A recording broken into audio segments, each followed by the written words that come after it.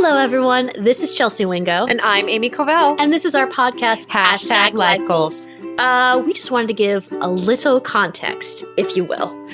Yes, a disclaimer, as it may be, about this upcoming episode. Oh my gosh, what a sexy voice, Amy. Anyway, so this episode in particular was recorded back in November, but we're playing it now. And so don't be confused of any dates, timelines, mix-up, that kind of thing. Just ignore it. Exactly. You're not running out of time to buy Christmas gifts. You've already run out of time because Christmas has already happened. Exactly. There's no reason for panic or anxiety right now. That's right. Yes. So, without further ado, please enjoy this episode of Hashtag LifeGoals. Enjoy, guys. This is Chelsea Wingo. And I'm Amy Covell. And this is our podcast, Hashtag LifeGoals. But I'm very happy that my mom pushed me to go to school because that was the only part that I could allow some creativity in my life. Each week we examine one of our life goals and figure out what steps we need to take to make them a reality.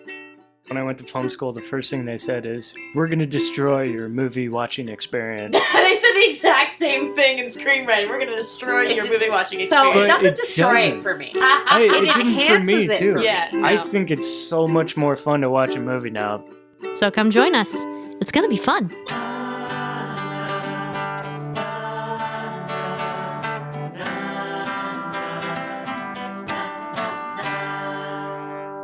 Hello, everybody. I'm Amy Covell. And I'm Chelsea Wingo. And you're listening to Hashtag Hashtag Life Goals. This week, hashtag continuing education. Yes, the things that you don't learn the first time around, and then you go back to school to learn again. Right? Yeah, one way to say it, but it's overall very positive experience. These days, it's become really common for adults to go back to college at a later date or not to go straight out of high school. Mm-hmm. And both Chelsea and I have done this. Yes, exactly. I mean, some people do grad school, others do I did more of the professional program, but I did it 2 years in a row. So right. sort of I took a break from college and then went back a few years later. But we'll get into all of that. Yeah, so let's just get how we're feeling out of the way because we're both we're both a little run down. Exactly. This week I have the snarflies because yes. my allergy meds have not kicked in yet. So sorry. I'm sorry, boo boo. I'm also on 3 hours of sleep because I was filming on an overnight last night and I have another one tonight. Yep. No, I understand completely because the yesterday was when I was only on 2 hours of sleep trying to finish a project. I basically was editing until 5 a.m. And so I completely understand. And right now I'm completely dressed in what I call comfy potato sack. It's very big, very comfy, and I probably look like 20 pounds heavier, but I do not care.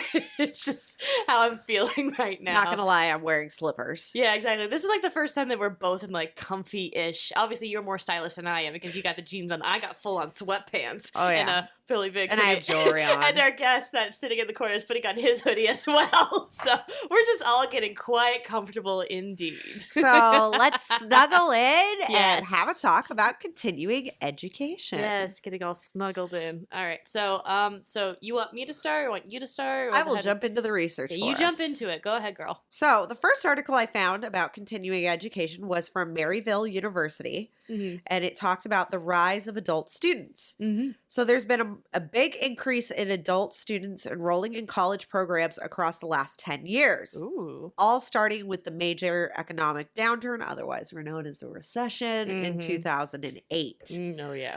It was accompanied by widespread job losses, so a lot of people took the opportunity to go back to school. Many people realized they needed further education to improve their chances of landing employment. Even though the economy has picked up since then, adult enrollment has continued to grow year over year since 2014. So it's still growing strong. No, that's great. That's really great to hear. I mean, I don't know if I'm the only person that's heard of this, but I think when I was younger, there was always a little bit of a stigma of embarrassment for adults to go back to school. Absolutely. Absolutely. But in all honesty, even though it might be embarrassing to be yeah, I'm back at school maybe at age 25 or 30 and that kind of thing. And honestly is quite beneficial. But again, I can only say from my experience, and I'm only well, one that's section. why we're doing this episode. I know, right? I did see a lot of research that was talking about going back to school after 40 or after 50. And so you and I went back in our 20s. Yeah. But when I went back to school, I definitely had tons of classmates who Mhm. were older, Oh yeah, no, who that was were the same 30s, thing. 40s, 50s, 60s even. Yeah. No, same over at the professional program at UCLA. There were definitely classmates that were like maybe like 2 decades older than I was, and they were at school for professional screenwriting. So it was a very interesting experience. So, Maryville University gave some reasons for the increase in adult student enrollment. They said increasing competition in the job market. Yep. So, they said older workers are faced with increasing competition from younger employees who are more educated in the latest technology. Yeah. So, they feel they need to improve or update their education, especially in digital technology, to keep up with trends and developments in their field. Yes. Otherwise, they risk career stagnation or being overlooked for promotion in favor of younger workers. Yeah, no, I definitely see So, that. I haven't noticed that as much, that like older workers can't compete with younger workers due to technology. What Mhm. I have noticed is jobs not wanting to hire or promote older workers because they cost more Yeah, due to their experience. Younger exactly. workers right out of college will have all of the technical skills because they went to school for it, Yeah. but they have none of the life experience. And so therefore you can pay them less. Less. They're more willing to take a lesser wage as compared to people that have done this for a long time. Be like, I know what I'm doing. I deserve a raise. In a good way. In a good way.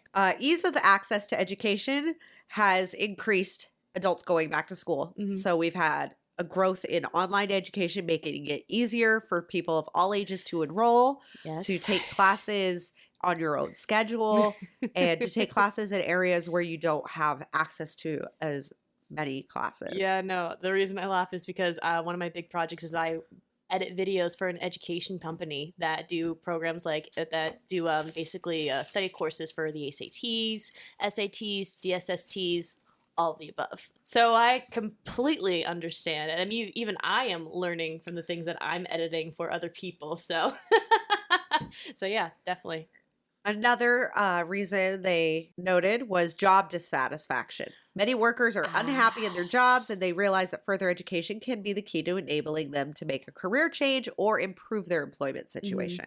Yeah, no, definitely. I mean, sorry, this is just a random thought that popped into my head is that yes, continuing education will definitely improve with kind of those particular jobs. But then also I think the other opposite side of the spectrum is that sometimes you have to get the job and learn on the go, like in the field, in order That's to get that true. education. So I think That's there's true. an And that's interesting why battle. life experience is Yes. is highly valued. It's valued, but it's more costly. Exactly. So I think there's that battle between, going back to school or getting the education that So you need while on the field. So I don't it's know like, if you remember. Do you remember Y2K? refresh my memory. Okay. Our guest is nodding his head because he and I are closer to the same Yeah, age. no, it sounds familiar. But... So Y2K was when we were going into the year 2000. Okay. There was a huge panic about computers because all of the computer systems had been built with a 2-digit year. Okay. They were not prepared for a change in the 4-digit year. Oh, And okay. the banks especially, and so there was all of this concern that if they didn't update the systems to handle a 4-digit year, Mhm. that we could experience widespread kind of meltdown on Okay. January 1st 2000, because if the computer systems didn't know what year it was, or they all of a sudden turned over and thought it was the year 1900, Mhm. that would cause all sorts of issues to just domino effect. Okay. So the year leading into Y2K, you had all of your doomsday preppers buying tons of water and all of the supplies they need in case, society shuts down for a couple weeks. Okay. My dad was working in computer technology at the time, and so he prepped a lot of companies for Y2K. Okay. After Y2K happened, and we did prep well enough that there wasn't massive meltdowns. We didn't lose electric grids. We didn't lose bank information. It was a relatively non-event. People are like, oh, it was a lot of hubbub for nothing. I'm like, not really, because they realized it with enough time to prepare for it. And if they hadn't done that, it could have created that entire mess. Just like we prepare for if there's an earthquake and the power goes out and we don't have fresh water. Like, there's all these things you have to consider. And because so much of our society runs on computers, including our utilities, Yes. it would have put a halt in those. So after Y2K, my dad became too expensive to hire. Oh. because he was so experienced, and he was one of the first wave of people to become Microsoft certified. He got certified before they offered classes in it. So all he could do was buy the giant, phone book size manuals and study to then go take this, test. So he became too expensive, and my dad had to switch careers because he could no longer get hired in computer technologies because people would rather pay someone right out of college because they could pay him, $30,000 a year or $40,000 a year than pay someone who's got a wealth of experience that they would need to be paying $60,000, $70,000 a year. The next article I found was on publicagenda.com. The most cited reason to pursue a post-secondary credential is to get a different type of job or career. 44% of people said that's why they go back to school, is to change careers. 27% are looking to get ahead in their current job, and 25% are just looking to expand their knowledge and worldview. Taking on debt and balancing their studies with work and family are adult prospective students' top concerns about pursuing a degree. Because, when you go to college right out of high school, you have no responsibilities. Usually. Your responsibility is to stay in school and not fail. But as an adult, you have work, you have rent or mortgage, you might have kids, you have significant others, you have all of these other responsibilities that you have built up around your life. You have a lot more bills. And so that is one of the major concerns, especially financial stress is a major concern for adults considering to go back for additional education. Oh, yeah, definitely. So their study found that 46% of adults who go back to school only plan to do so part-time. And it's probably because of all of those responsibilities to family, work, finances. 24% go back full-time, and about 29% are not sure when they go back if they're going to do full-time or part-time. Yeah, that is a struggle if you have a full-time 9-to-5 job to squeeze some time in for school and everything. Yeah, so because you went back part-time. Yeah, I went back part-time, and then when I was a TA, it sort of was, not fully full-time, but I had to go. It was closer to full-time. It was closer to full-time on top of my other jobs and stuff that I was doing. Yeah, so, yeah, exactly. So I went back to school full-time, and I was often working multiple jobs. Yeah. So I completely understand that it's super stressful and it's not for everybody. No, definitely. So I found several sources that cited this estimate by the American Council on Education.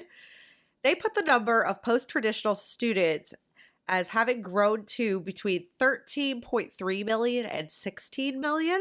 And that comprises of 60% of all undergraduate students.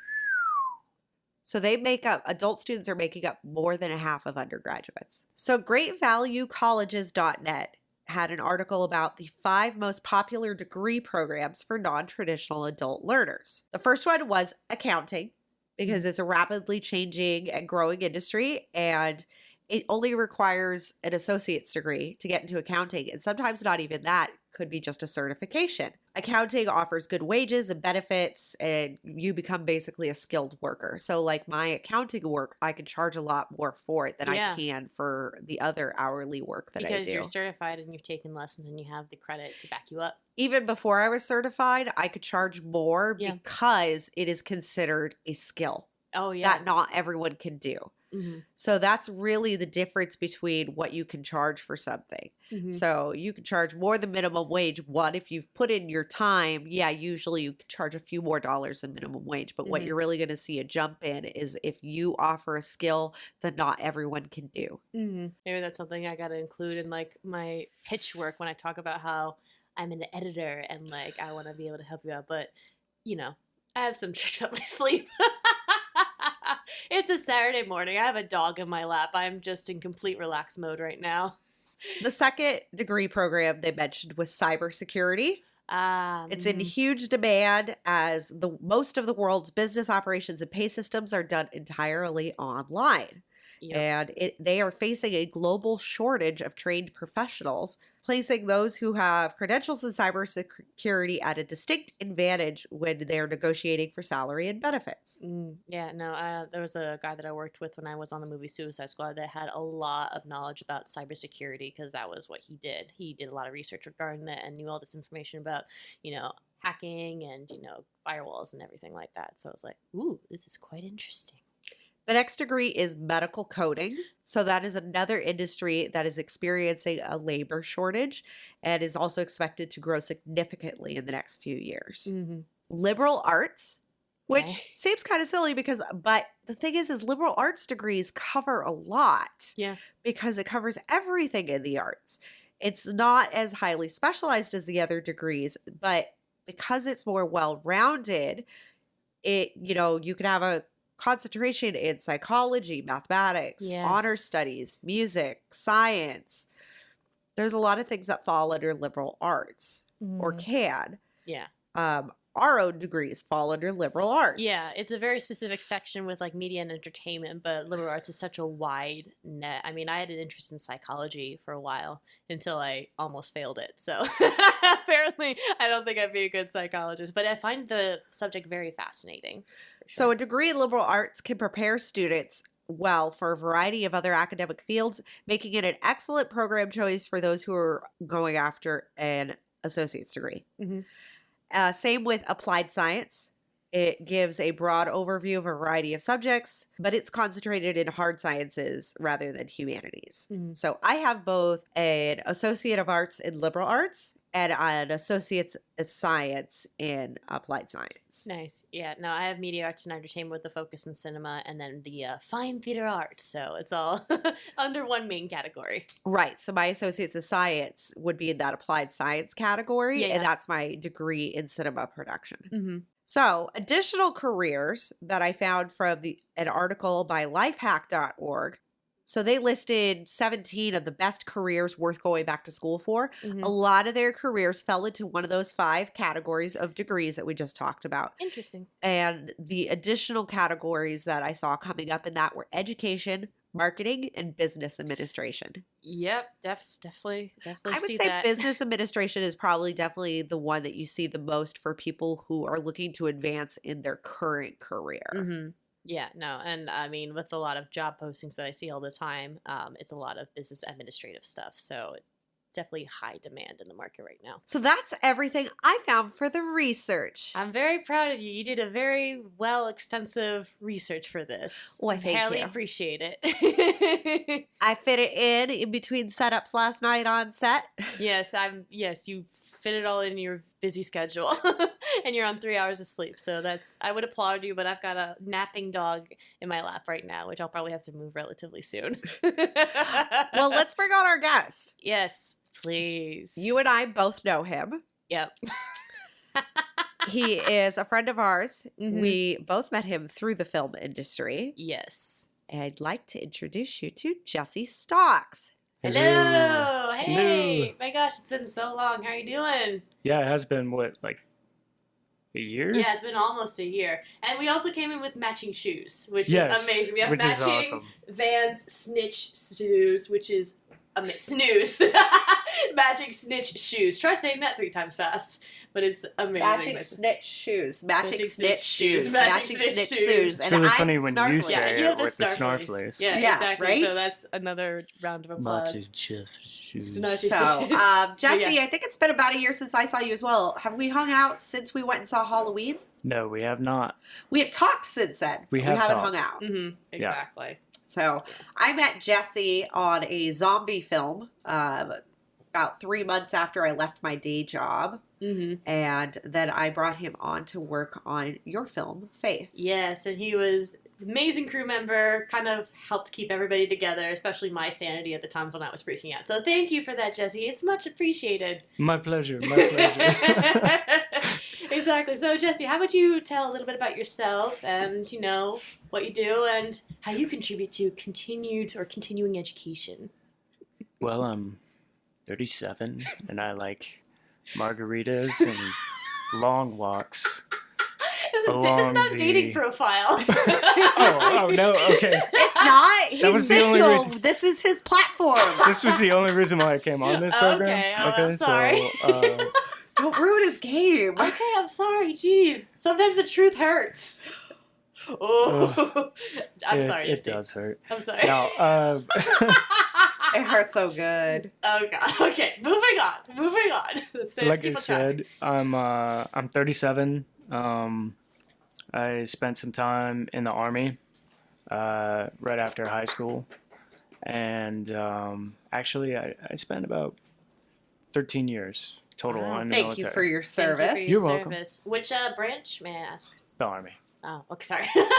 He did say that. I know he did say the Open Army. your ears. Which part of the Army? Which part of the the Army? Air Army or the Sea Army? Yeah, your specific role in the Army? I did about 4.5 years in the Airborne Infantry, Mm-hmm. and then I moved on and did more professional work like logistics management and things like that, which was less exciting, but also less painful.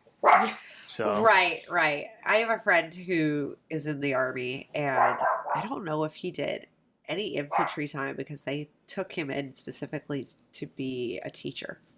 Yeah, I have a cousin that completed 5 years in the Navy, and he was kind of just still in the same position, but he traveled around on the same boat and did a lot of drills and everything. So now he's a lawyer. My dad So, was in yeah. the Navy, and what his specialty was in the Navy was maintaining and repairing radar guidance systems on submarines and aircraft carriers. And so when he left the Navy, he got hired by a government contractor, Raytheon, huge government contractor. Yeah. And he was hired to then go to other countries and teach their navies how to repair and maintain radar guidance systems. Eventually he was like, hey, I'm tired of traveling. I'm missing my little girl growing up. I would like to be at home at the main office. Sure. And so they said, sure, we'll put you there. We'll put you in a clean room behind 9 locked doors and have you working on the guidance systems for missiles. They didn't like that either.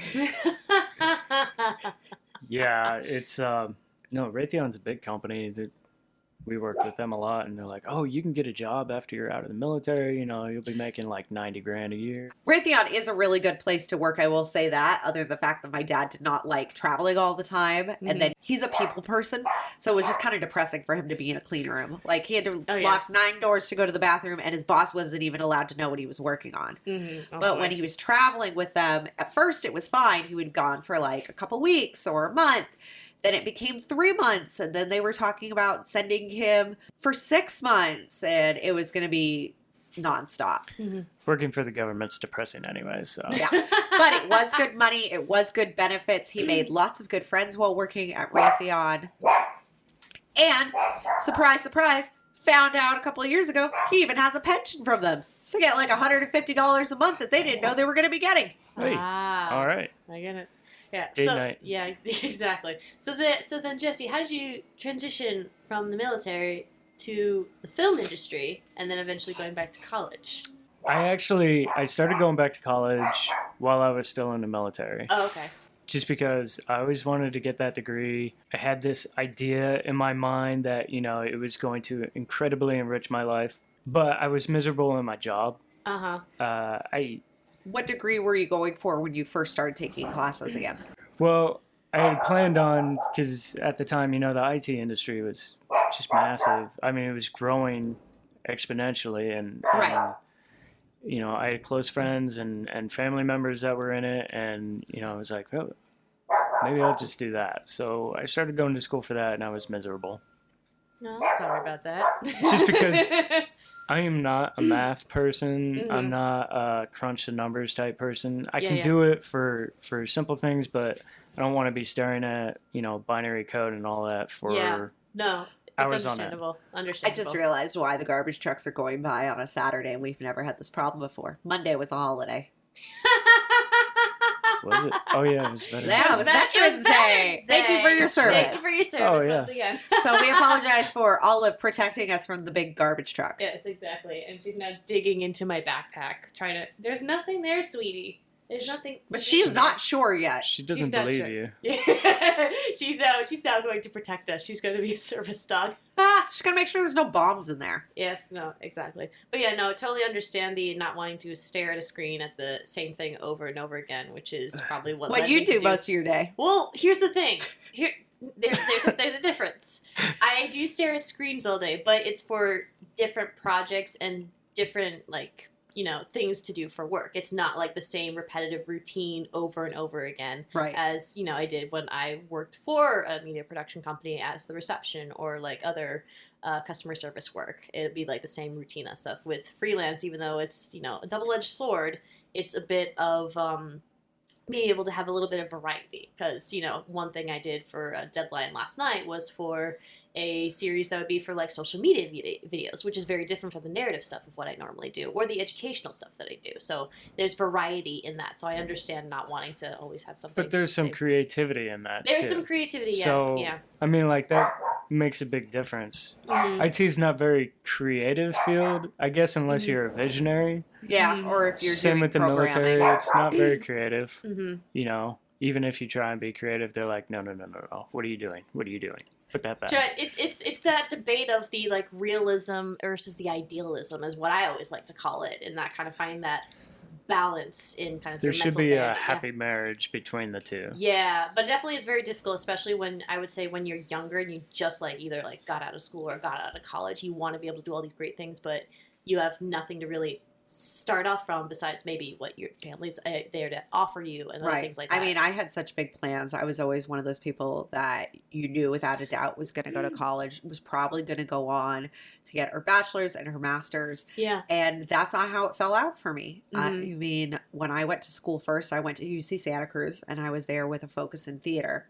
UC Santa Cruz was my safety school. Mhm. I didn't get into my top 3 schools, all for very strange reasons. I had applied early decision for NYU, Mhm. and if I had gone to NYU, the goal was to double major in theater and in entertainment business. Mhm. I wanted to be an actress, and my backup career that I had in my head at that time was to own my own casting agency. Mhm. Oh, nice. Yeah. But when I applied to NYU, I applied early decision. And that year, they sent the nicest rejection letter ever. Because that was the first year that they had done a lot of marketing around pulling in students. Yeah. Mhm. And they were pushing early decision. And me, like a lot of other students, had thought, ooh, it might be hard to get into my specialized school.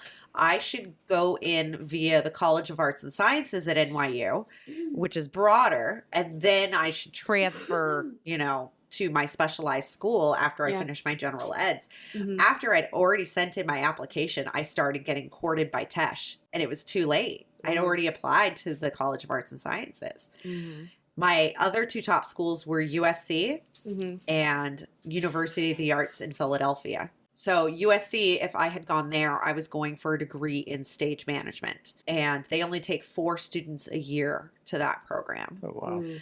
I went through the whole interview process. I got into the program, Mhm. but then I did not get into USC, the school itself, because they never received my parents' FAFSA. And then University of the Arts in Philly, if I had gone there, it would have been with a focus in musical theater. I flew out to Philly. I went through the entire audition process. They were sending me course catalogs to pick my classes for the fall semester. So it was obvious that I Mhm. was in. Yeah. They never received my transcripts from my high school. Oh my god. Oh wow. And especially with all of the applications that go to colleges from students graduating high school, you've Yeah. got so many students to pick from for your freshman class Yeah. that My if goodness. there are certain boxes not checked on the application, that's an easy way They won't to even look at to you. cull that no, list. No, definitely. I mean, when I was applying for college, a big thing that they heavily emphasize is the SATs or ACTs. I can't remember the name of the program, but I definitely went to SAT school, shall we say. Oh yeah, like and a prep. So, prep, yeah. prep So then, classes. you take it the first time around and you get your score. and I did okay. I wasn't the best, but I did okay. And then you do like week courses after that, and then there was a final test. I did worse on the final test than I did on the first test, which was very annoying, which led for me to go take the ACTs. And thank God I did that, because the ACT scores translated into higher SAT scores. So Right. if I didn't take that alternate approach, I probably wouldn't have gotten into like my first choice school or that kind of thing. But even then, when I got into school, I still had no idea what I wanted to do. I had to figure that out. It was just... Yeah. I mean, I took the SATs, the ACTs, the SAT2s. Like, I was very much gung-ho. Yeah. I went to UC Santa Cruz because my best friend went there. Mhm. And we got an apartment together. We lived off campus. And I got into that horrible relationship with my ex-fiance that year. Yeah. And that just led to kind of a perfect storm. UC Santa Cruz was horrible for me. Relationships are good at ruining everything. They are. But it didn't help that UC Santa Cruz was really not the right school for me. Yeah. So, like, I would enjoy my lectures, but that was a school that was very much like made for people who can just show up and ace the test. And it was very confusing because I would enjoy the lectures, but then I Yeah. would have these projects to do. And I would sit down to do the project, of course, the 11th hour, because, you know, I'm a freshman in college and Oh, yeah. I've got a boyfriend living Yeah. with me. Save You know, everything to the I would last sit down minute. at the 11th hour and go, when the hell did we learn how to do this? Yes. And I would panic and freak out because I wasn't used to not knowing how to do something. I wasn't used to Oh, failing. yeah. I was A+ Amy. Yeah. So I would panic and drop out of classes. Oh yeah. And so at the end of that year, my dad was also really sick at the time. I decided to take a break. So I left UC Santa Cruz, and I took a semester at a community college to kind of get me back on track. And I aced all of my classes, and that, which really helped restore my confidence. But then I ended up needing to work full time for a few years to help out my family. So when I went back to college, it was a completely different situation. So, but we'll get into the back to college in a second. Yes, exactly. So you were talking about how you were, Jesse, you were taking college classes while you were still in the Army. And then you weren't really liking your job at that point. When was there a transition to maybe something more towards what you preferred, or like how did it escalate from there? I always wanted to do film. When I was 5, I saw Jaws and The Thing, and I was just hooked. Those are still my 2 favorite movies.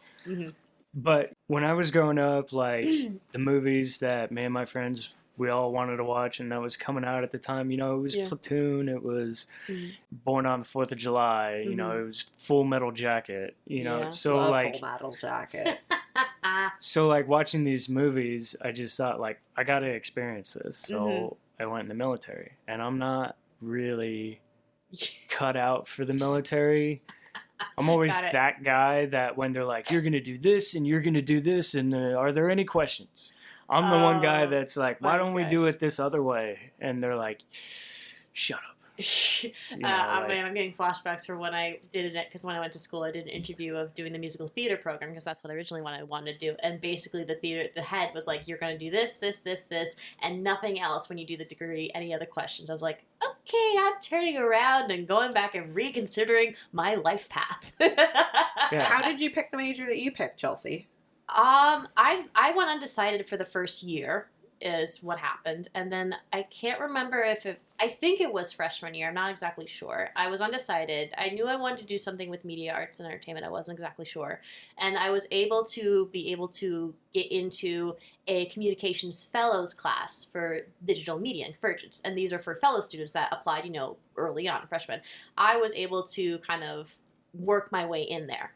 And definitely since I was not a fellows major, I was competing with other people, you know, a lot of stakes were high, but I was able to prove myself. And I remember specifically the final project, I had one idea, and for some reason I could not figure out the life of me how to work the microphones. For some reason the microphones were never working, because it was an interview with my college roommate at the time, who was, you know, an international student.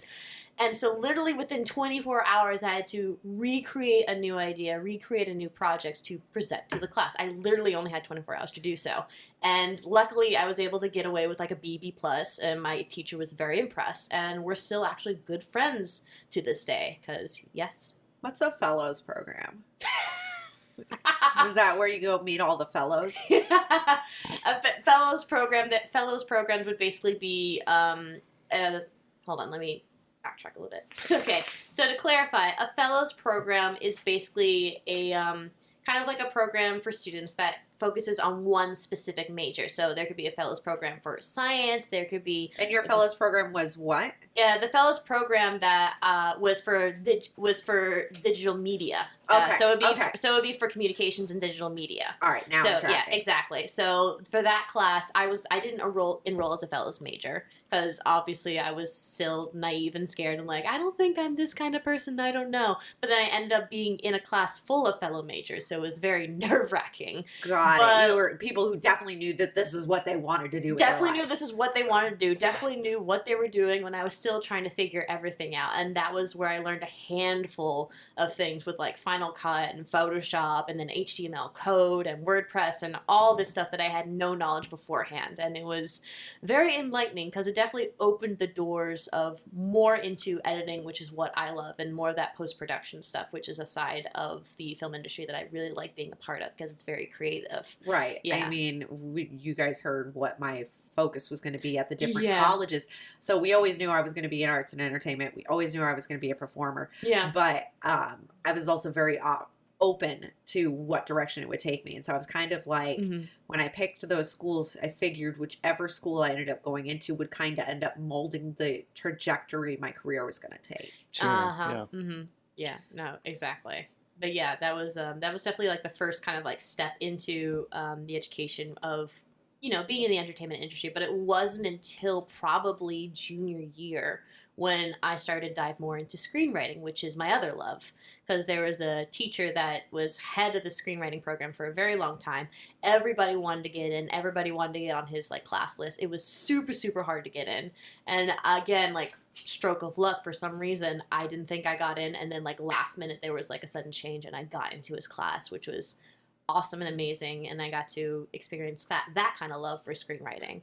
And then it was after years later when I was let go / fired from my full-time job at a media production company.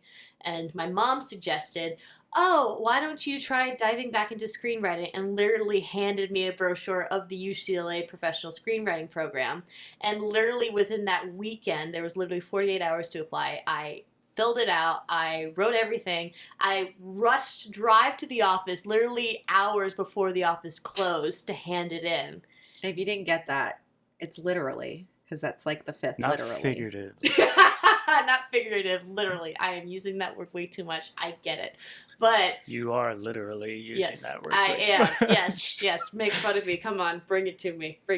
But I got in and last minute, and then I managed to get in the program, but I didn't find out till about a week after they sent me the email because it went to my junk mail. And if I didn't check it in time, I would not have gotten in the program. I was like, oh, fuck, why didn't I say this beforehand? And then I finally, applied again, hours before the deadline of when I was supposed to say, yes, I'm all in. So it was struck of luck that this is all happening. It was like, someone's looking out for me because apparently this is something that has to be a part of my life and it keeps happening. So after leaving UC Santa Cruz, I definitely knew that I wanted to eventually go back to school. Mm-hmm.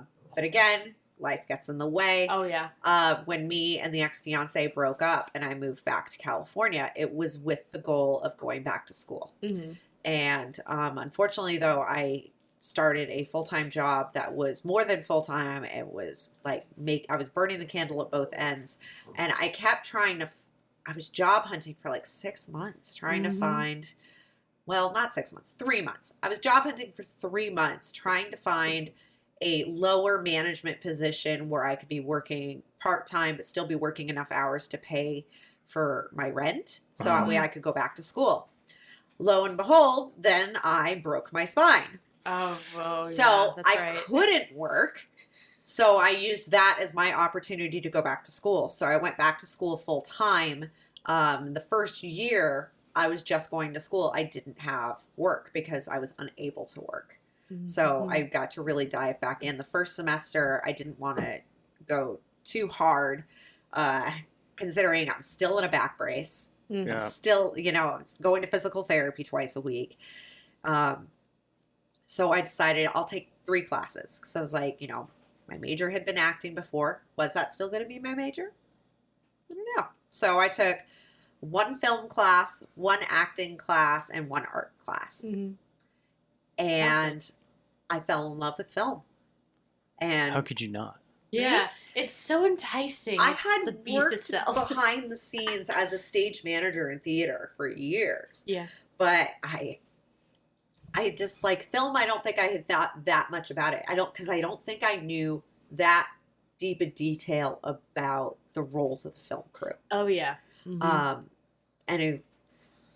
So I fell in love with film, and I immediately I decided this is what I want to do. Within that first year, I knew I wanted to be an assistant director and a producer, and by the beginning of my second year back in school, I was producing and assistant directing my first feature. Nice. That's awesome. It always cracks me up. When I went to film school, the first thing they said is, "We're going to destroy your movie watching experience." They said the exact same thing in screenwriting. We're going to destroy your movie watching So experience. it doesn't it destroy doesn't. it for me. It didn't for enhances me it too. for me. Yeah, I no. think it's so much more fun to watch a movie now because I can appreciate fully Oh, exactly what's going into it. Oh, Right. yeah. And I can look and I can go, no, they're doing that wrong. Yeah. Now when I advise people who are trying to learn producing skills, Mm-hmm. I definitely have had people that when I've taught them how to break down a script and write a budget for a film, that then they go to the movies and then they call me afterwards like, oh my God, I can't see it the same way again. I just kept thinking about how much everything costs. I'm like, Yeah. but isn't that amazing? Yeah. And that's how you get good at writing budgets for films. Yeah, no, it's the same with the screenwriting, is that now that I've taken the program for twice, now when I go into the theater, I'm like, oh, like, this is like the first act, the second act, the third, this is the climax, this is like the low point and everything like that. Like, I think of that in my mind of like, oh, they could have done so much better if they did this or they did that. Like, I think with like a scripter's brain right now, and it's just, it also, like, as you were saying, just it enhances it for me because I appreciate either appreciate, the depth of the story, everything that goes behind, or be like, I could have connected more here and there rather than, this particular section here, When it's a really good film, like,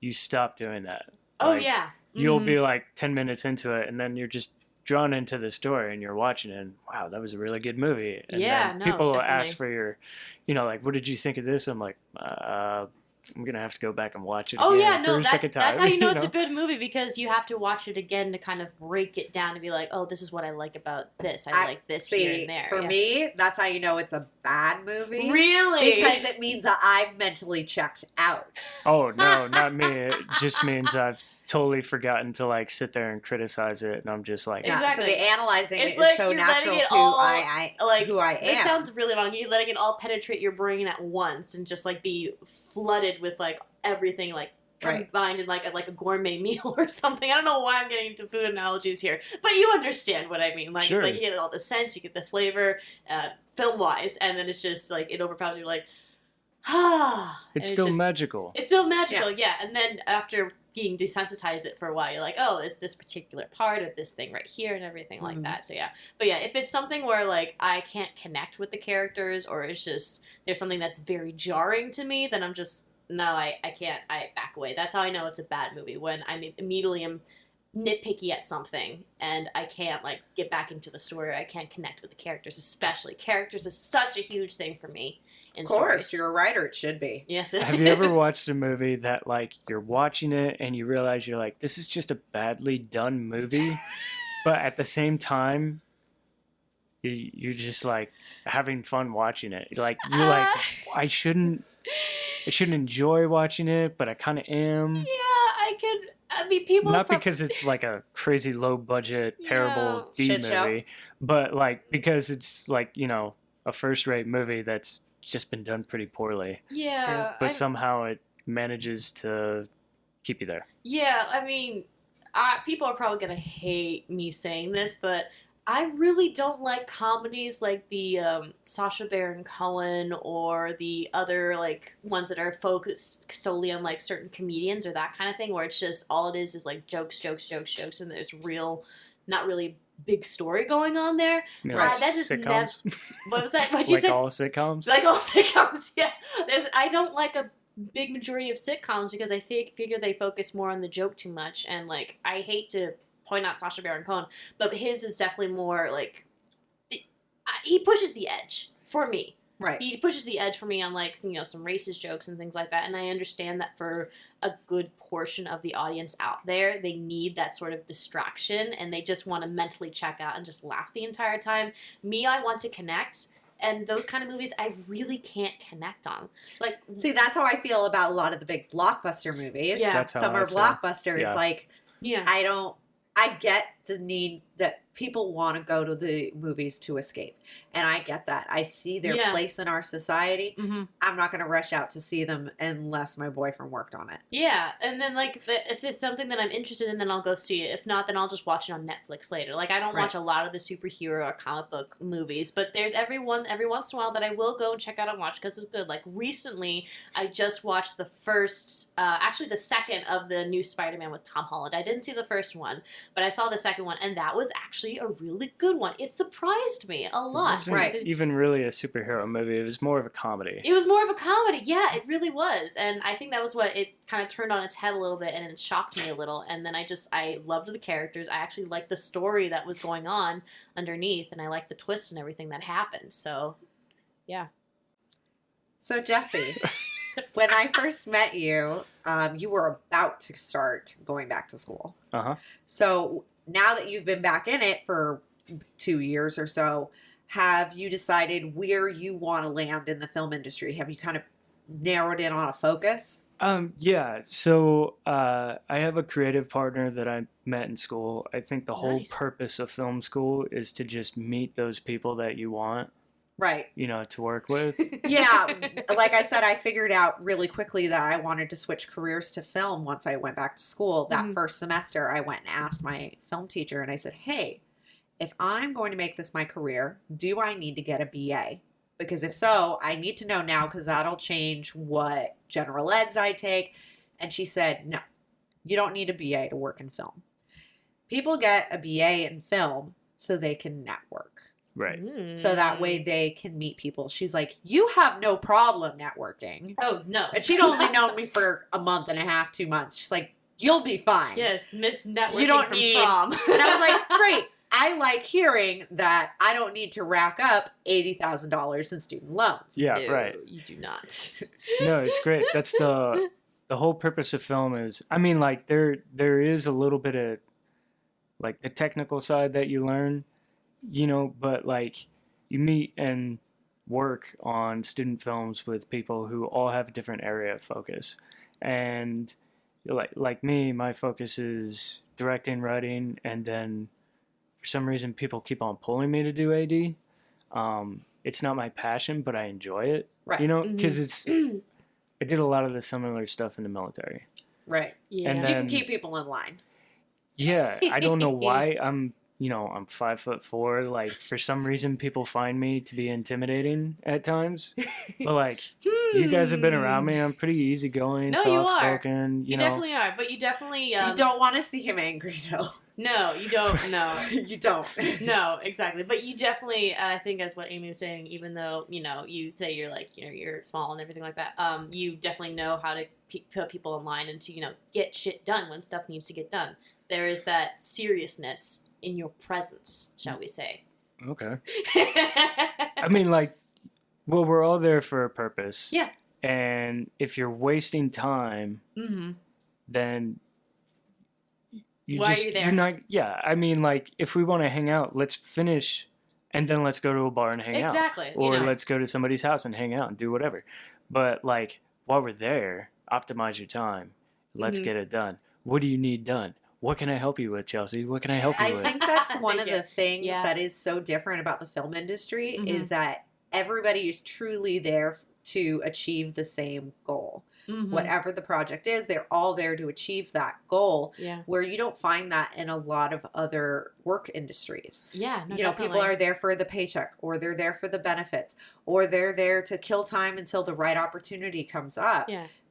You've like in a lot of industries, it's that kind of diamond in the rough that is that person who has so much passion for what they do. Yes. It's not the norm. Yeah, and it's so much a norm in the film industry as well. Absolutely. In one way, shape, or form, whether you're a producer, you're a director, you're a writer, whatever it is, there is a tiny bit of creative passion in, doing that particular job. I mean, yes, and when you get to like the high rolling stakes, like, oh, it's for the money and things like that, it all started from a passion of some sort. It all started from some creative outlook. Well, even if you're, just a union guy just doing it for the money or whatever, there's like you're taking part in something creative. So even if you're just the driver, and you're driving people to and from a location, like you're a part of something, and those union drivers get paid really well, actually. You're making magic happen because you're creating something out of nothing. Exactly.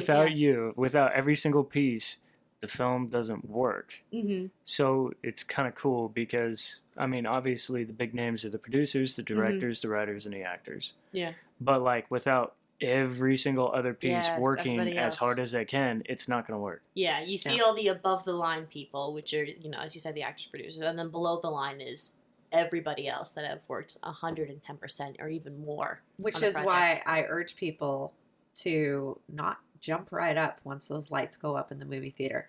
Mm-hmm. Sit there and watch the entire credit sequence. Mm-hmm. Just read through the names, catch the ones you can catch. Yeah. You'll be, amazed at how many people put together a film. Yes. Especially if you're reading it, not just watching it scroll by. Sure. Mm-hmm. And two, that's like a sign of respect for the work that all of those people did. Exactly. That's why I love watching films in LA. Because in LA, usually when you go and you watch a movie, especially at like a smaller theater, like the Lamleys, everyone stays and they stay through the whole credits. That's and they amazing. Read everything and then they clap at the end. Yeah. My biggest frustration is that I can't hit pause like you can on a DVD. Yeah. Because when my boyfriend's name crosses the screen, it's usually in a paragraph-sized bulk of names. They've no longer listed in rows, but just like running all together. And I'm trying so hard to see his name, and it's not in alphabetical order. There's no order to it. Wow. Yeah. No, I mean, like,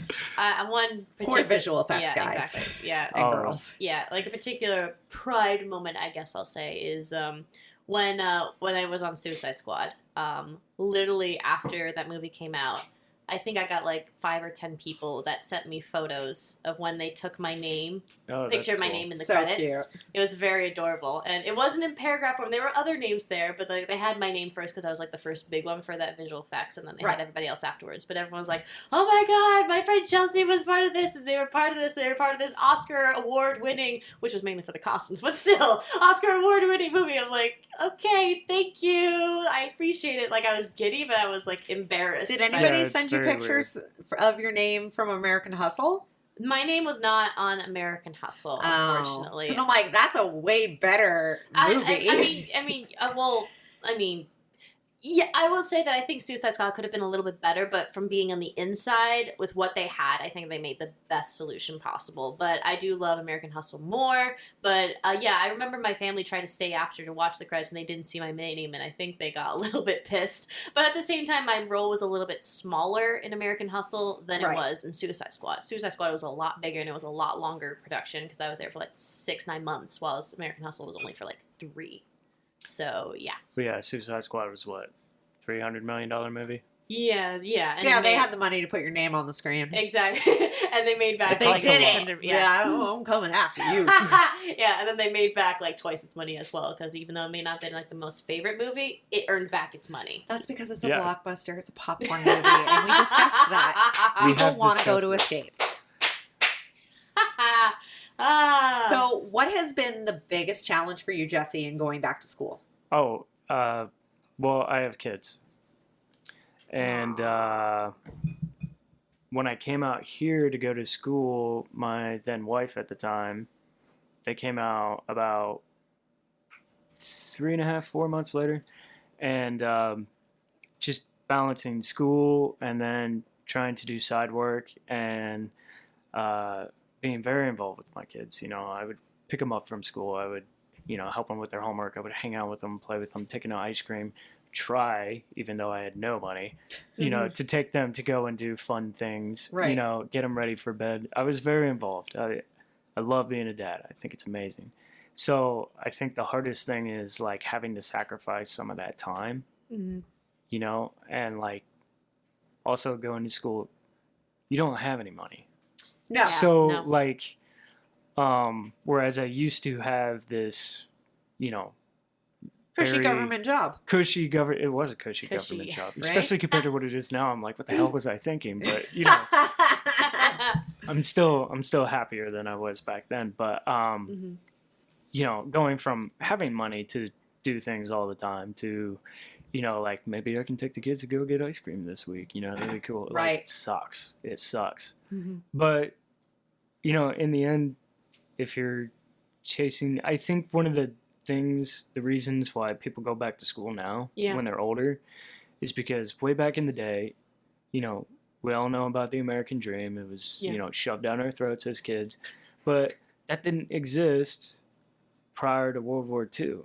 The Right. American dream was not that you would have a house in the suburbs and a steady job and all of these things. None of that was guaranteed. It wasn't part of the only American dream there was that you had the option to maybe get a job someday, Mhm. you Right. know, and earn a living. That you'd live That's to it. see adulthood and, Yeah. you know, But hopefully be able to support your family. yeah, Mhm. but when my dad was growing up, you know, the American dream was, you know, you find a career out of high school or out of college and you stick with that career for 30, 40 years. Then you retire, you know, you've raised some kids, you're in the suburbs, and that's pretty much it.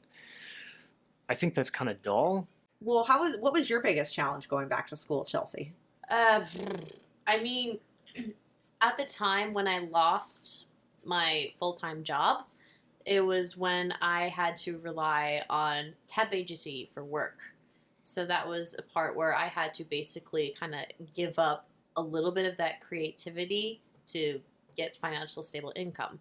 But I'm very happy that my mom pushed me to basically go to school because that was the only part that I could allow some creativity in my life and to get back into it. Because if I didn't and I was solely doing the temp agency stuff forever, and I was at one particular job for a long time, and it was very helpful and beneficial money wise, but it obviously was not what I wanted to do. And after a certain period, if I had stayed with that company, then the temp agency would have taken me off, and then they would have made me like a permanent full employee, and that's not what I wanted. Right. So I'm very happy that when I went for school for, you know, writing, that was when I started to become a little bit more, okay, maybe I have to start translating my work ethic into something more creative. And that's when I started with opening up my own website and portfolio and to kind of put out jobs for editing. Because then I started to also get payment for that. It was part-time, but I started to get payment for that. And then it started to steadily grow with some, you know, some ups and downs, as I've discussed. That there are times that I've been interviewed and they say they have stuff for me, they want me on, and then they tell me, oh, we're going to go with somebody else. Right. But definitely stuff has changed because the last week has been very stressful as I keep getting interviewed. I keep on getting more projects. Right. And That's a good stress. no, it's good stress. I mean, I think as I mentioned earlier, I was up till 5 a.m. the other day editing something for a deadline so that way I can focus on the next project the next day, which is done. So now it's like kind of like at least I have that, and it's all paying stuff now. So as we've talked about it in a previous episode, Amy, for goal updates, I've been able to make freelancing and editing kind of more the stable income where I get most of my money. Well, I'm still having to work some side jobs here and there, maybe some temp stuff, maybe some stuff at the aerial yoga studio that I assist at sometimes, but it's more of kind of where I get more of my money from. So I think that was kind of the biggest challenge at that point, is that I had to start fiddling around with that balance between, like, I need to get money, so focus on the temp while I'm still going to school, but then finding out I need to start translating that into my passion. Right. Yeah, exactly. So that was the biggest struggle, but I'm happy that I went through that, because if I didn't, and I didn't also realize sooner, I probably would still be stuck there, and I probably wouldn't be here doing this podcast. It encouraged me to think outside the box being a part of the program, and I mean, I loved it so much, I ended up TAing and taking it again for the second year. So, yeah. My biggest challenge was I held a lot of resentments for the long-term relationships that I had been in that held me back from pursuing my career goals. Mm-hmm. And I was like, I don't want to let any of that hold me back again. So once I was back in school, I was back in full A+ Amy mode. Yep. And my biggest challenge then was my biological clock. Because I am committing to starting this new career. It's going to take time. And I feel like I have all of these things that I need to do. And I don't want to run out of time to have kids, which was sometimes then hard to like let go of some of those longer relationships. Cause it's like, oh great. Now I got to start all over again. I got to meet somebody. I got to date somebody. I got to get married, and then maybe I can have a baby. But I'm glad that I chose to prioritize what I want out of life in the terms of my career. Mm-hmm. And so we've discussed before, like now I'm at this point where my career comes first. And then after that, I want babies. Mm-hmm. If I have a partner for that, amazing. If I don't, I'm doing it anyway. Yes, exactly. I think focusing on yourself is what's most important, because I think somewhat related to this, people will depend on other people and each other when you should rely on you and make yourself happy. You are number one priority. Right. Right. All right, Jesse, your turn. He talked about it. Oh, wait, yeah. Sorry. Whoop-de-doo. We'll just put that on a loop and Exactly. get it right again. Well, Chelsea. Go ahead. I'm sorry. No, I was gonna say that's good, because I mean, once you have kids, like any kind of priority for yourself, It goes by the wayside. well, even if it doesn't, you even take that time for yourself. You're like, oh my god, am I being selfish? Am I being, I'm being an asshole because I could be spending this time doing whatever ABC with my children. Yeah. Or for my children. So and then this job isn't really conducive to having kids, anyways. I mean, like, you're on all the time. Oh, yes. You're on call. You're waiting. You're working weekends. You're working holidays. You're constantly stressed. You're wondering what's going on. Exactly. You're answering emails. You're answering texts. You're, working till 4 in the morning, getting to bed at 5. Exactly. Yeah. Showing up at the podcast. Yes. Doing lines of cocaine at At the craft service table. We were having that discussion last night. That in the 80s, the craft service table included cocaine. It is quite an unstable path. But, I mean, it's somehow appealing because here we all are. Yeah. Well, I mean, and I listened to some of the podcasts before I came on. That way I wasn't completely, like, unprepared. I was like, what am I going into? And I don't know with you two. You guys are crazy. But, oh, yeah. You had mentioned that you're, like, a huge Spielberg fan. Like, he's one of your favorite directors, producers. Yeah, he is. One of mine. We all grew up watching the same movies, and something that the 80s have that the 70s and the 60s did not have was that sense of wonder and magic. Right. And, like, Spielberg brought that, and we all grew up on that, and now we're the product of that. So, yeah, it's a little different. You get into the 60s and 70s, it's darker. Yes. But, it feels like those 80s movies just kind of stuck with everybody, and obviously we're, like, in a renaissance of all things 80s. So, I mean, maybe we can just blame Spielberg. We can blame Spielberg for everything. So, if you were to give someone advice on going back to school, what would that advice be? Do you really need it? If you're going for self-improvement or you're going to learn more, I would say save yourself the money and read. When I went to school, when I went to elementary school, junior high, high school, like when you were mentioning the ACTs, like I aced my English. I think I got like a 29 on my ACTs on my English, but like I fell asleep during my math and science ones. But I learned everything that I know now. I didn't learn a lot of it during school. There are some things that I did, but most of what I learned was self-taught just by reading about it. Yeah. And talking to people who have more knowledge. So, like, I love school and I love learning, but yeah, I mean, sometimes you got to look at what the financial impact is going to be. And is there another way for you to learn the same thing? Exactly. I'm not in school anymore, but I am learning Romanian. I am learning calculus. Like, those are things that I am doing on my own. Yeah.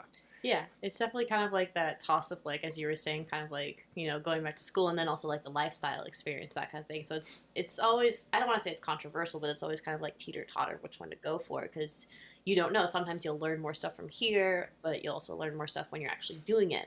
Like for UCLA, even though I probably could have learned, I already knew a good portion of that stuff, and I could have learned more by like doing the own experience. I think being surrounded with other creative individuals and actually interviewing and talking with like professionals that came to lectures, and then having an amazing teacher, and being able to have the writing groups and be able to do that, because I've never had that before. That helped a lot with like getting notes from people and like, oh, I can improve in this. So it was beneficial. Right, that helped for you me. grow as a writer. Exactly. It wasn't more just the lectures were great and everything, but I think being able to connect with other creative individuals and work and collaborate as a team Right.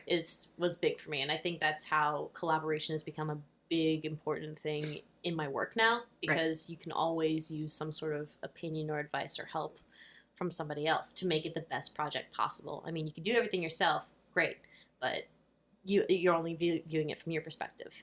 You're not viewing it from everybody else. I mean, if you're doing it for a career change, you kind of have to go back to school. Yeah. Right. I mean, yeah. Right. Like when I went back to school, what was great is that, you know, I didn't have a ton of, I had a full understanding of theater, didn't have a complete understanding of film. And so I got all of those technical skills. Yeah. I understand how every department works and how to do a lot of the things that we do to make a movie happen. Exactly. I think having to do the arts, like anything having to do with the arts, you know, film, theater, things like that, I think it's kind of necessary to go back to school, because, yeah, you can't learn how to collaborate with people on your own, and you can't get those experiences. Yeah. And also, especially being an older person, listen to myself, but Not that old. especially being somebody who's like not straight out of high school and going back, you get to get the point of view of people who are much younger than you. Yeah. And you get, you know, students from like where I've been going, students from all over the world, not just from America, going to this film school. And so you get different perspectives on, like, you know, the entertainment industry and, you know, like what's going to sell and things like that. And I think when people learn the technical skills, from film, if they learn them on the job and don't have the academic background of it, they don't really fully learn it. They don't learn the whys behind it. They don't understand, you know, the specifics. For example, we're so spoiled now with digital cameras and all the things that they can just do for us that if you didn't learn how to do all of that on film, you don't understand why any of it's important. You don't understand the importance of measuring for focus. Right. Well, I mean, you should, because if you measure for I mean, that's the thing. It's very important. If you didn't take classes in it and you just learned on the job, the likelihood is they're not going to take the time to break all of that down for you. I think also one of the biggest problems is that with digital cameras, directors aren't afraid to take like 10, 12 takes of something. It's absolutely a problem. Whereas with film, now you're running money because film stock costs a lot. And so, like, I heard on another podcast, they were talking about, it was Marcia Gay Harden. You know her? I love her. She's a great actress. She was talking about working with Clint Eastwood. Oh, the gal from the OC? No. She plays Tim Robbins' wife in Mystic River. She was in the You're thinking Misha Barton. First Wife. You're thinking Misha Barton. Sounds the same. It very does different. sound very similar. Yeah, very different. But she was talking about Clint Eastwood and working with him and how he only did like 2 takes max of every single scene. Yeah. And like it was just so efficient. And you see Clint Eastwood pumping out these movies like 1 or 2 a year at least. Right. And they're not I mean, they're good. They're really, not all of them are Oscar winners, but they're all good. There's Mhm. not a single one that you can go, that was just That's a that load film. of crap. That's that film discipline. Yeah, Yeah, like knowing exactly. exactly what you're doing. That was why I loved watching The Irishman. If you guys haven't seen I it, haven't I sat have and it on my watched it yet. list. I have it on my list. you should make that your challenge. Go and watch it without a pee break.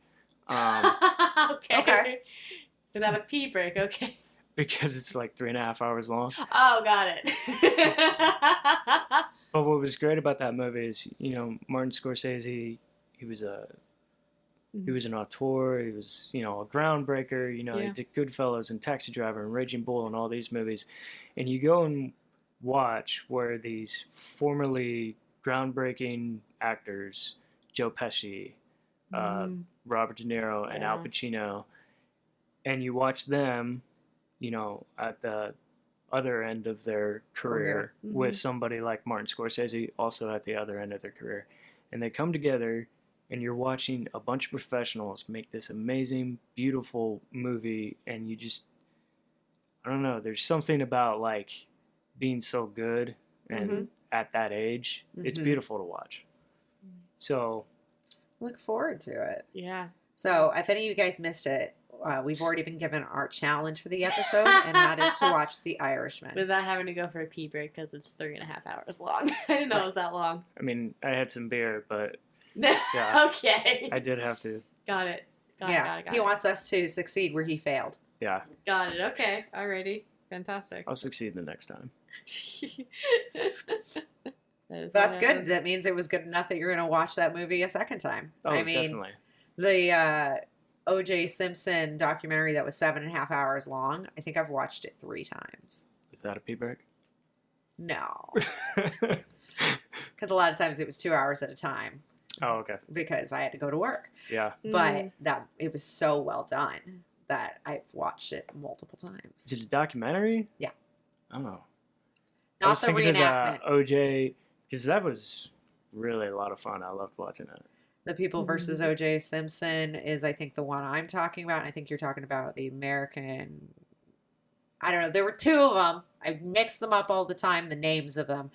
The one that is not a reenactment with David Schwimmer playing an Armenian. That's the one I watched. Yeah, I couldn't that was watch an that. odd choice. Yeah, I couldn't get into that. And I think part of it is because I saw the other documentary first. Mm.